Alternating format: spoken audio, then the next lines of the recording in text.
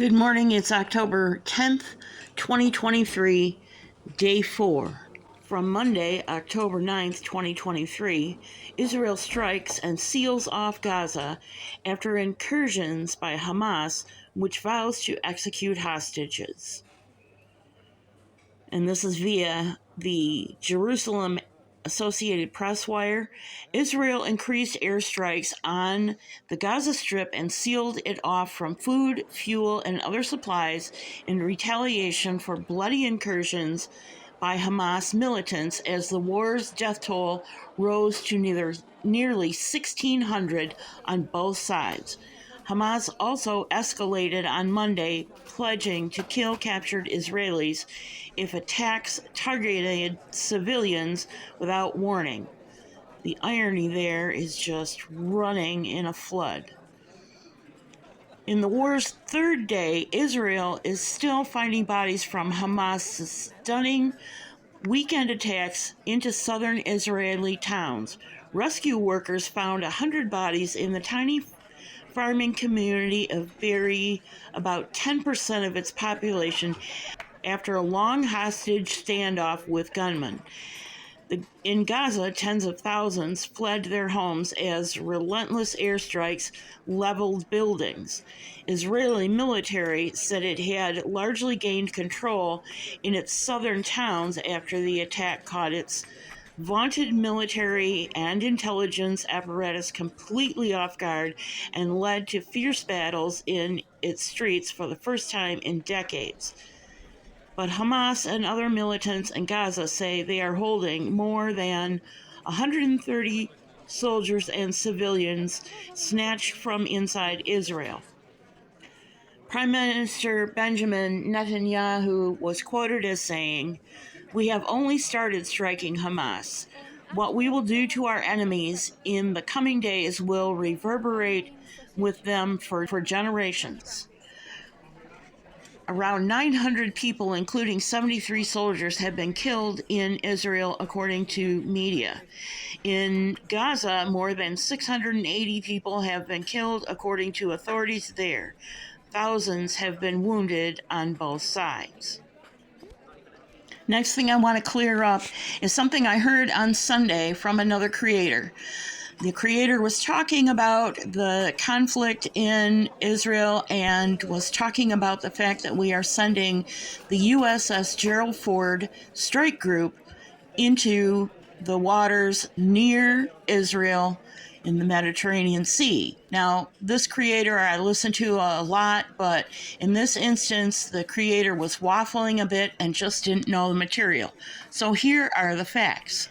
This press release comes directly from U.S. CENTCOM, otherwise known as U.S. Central Command, October 8th, 2023. The headline reads, U.S. moves carrier strike group to Eastern Mediterranean. For immediate release from Tampa, Florida, the United States has begun moving USS Gerald R Ford carrier strike group to the Eastern Mediterranean. This includes the U.S. Navy aircraft carrier, USS Gerald R Ford, a CVN-78, Ticonderoga-class guided missile cruiser, the USS Normandy, a CG-60, as well as the Arleigh Burke-class guided missile destroyer USS Thomas Hudner, a DDG-116, the USS Ramage, a DDG-61, USS Carney, a DDG-64, and the USS Roosevelt, a DDG-80. We have also taken steps to augment Air Force, F-15 and F-16 and A-10 fighter aircraft squadrons in the region. Thus maintains ready forces globally to further reinforce this posture if required.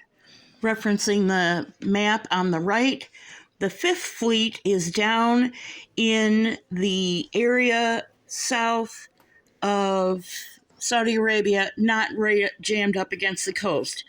You know, this is Google Earth, and there wasn't a lot of room, but it's down further in open international water. The Sixth Fleet, which is where this USS Gerald R Ford strike group is assigned is moving further east from where it would normally be in the Mediterranean Sea, and its area of operations is both Europe and the Mediterranean Sea. Now, you heard strike group, you heard missile carriers, and I'm going to say to you that no troops are going to be dumped off in any port from Haifa to Said in Egypt. These are missile strike groups and air support. Now that we've beaten the horse to death, let's move on. We have rushed hundreds of thousands of Israeli soldiers to the south. Many of them are reserve soldiers who are not in the military every day, but have been called up for duty. And they are now getting ready to execute the next tasks that the IDF will do. To make things even more complicated and sensitive, Hamas abducted into the Gaza Strip dozens of Israelis, both civilians and military, many of them alive, and a few are presumed dead already. This is also unprecedented in our history, that so many Israelis are held at gunpoint in the hands of murderous terrorist organizations. They're inside the Gaza Strip, and needless to say, Hamas and the Islamic Jihad are responsible and will bear the full responsibility for their safety. To make it even worse, many of these Israelis have dual nationalities. There are Americans, French, Germans, and Israelis from many other countries that are now in the hands of Hezbollah, making this not only an Israeli event and an atrocity, but also something that many countries around the world will have to deal with. The list you've seen on the right was provided by India Naftali, and she is the wife of Hanania Naftali, an independent journalist. In fact, both of them are independent journalists. And yesterday I had great fun filming an event that he covered from Jerusalem just 2 days before these attacks happened. And it is from the Christian perspective that this event was held. It was an international event sponsored by the International Christian Embassy in Jerusalem.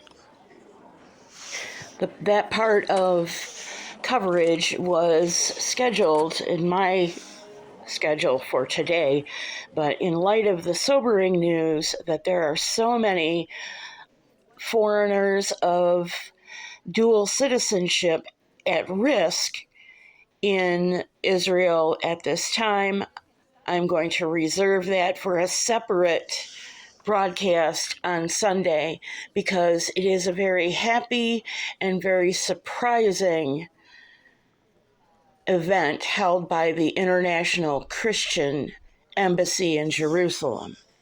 Suffice to say that Naftali, who covered that event, is now called up because he is an Israeli citizen and he is a reservist. And this shot is of him saying goodbye to his wife. I checked the Amber Alert notices this morning, and there were no new Amber Alerts for missing children on the national level as of about 5:30. That's all I have for you today. During this broadcast, I want to keep these to between 10 and 15 minutes so that I can hold your attention and deliver quality content. However, I have to warn you, please be careful who you listen to on the internet, and that includes me. But if all you're seeing is bombs being dropped and people being dragged away or shot or killed, you're not getting the full picture. You're getting sensationalism, and the facts are being left on the cutting room floor. Thank you for joining me. Thank you for your likes, comments, shares, and subscriptions. God bless you. I'll see you real soon.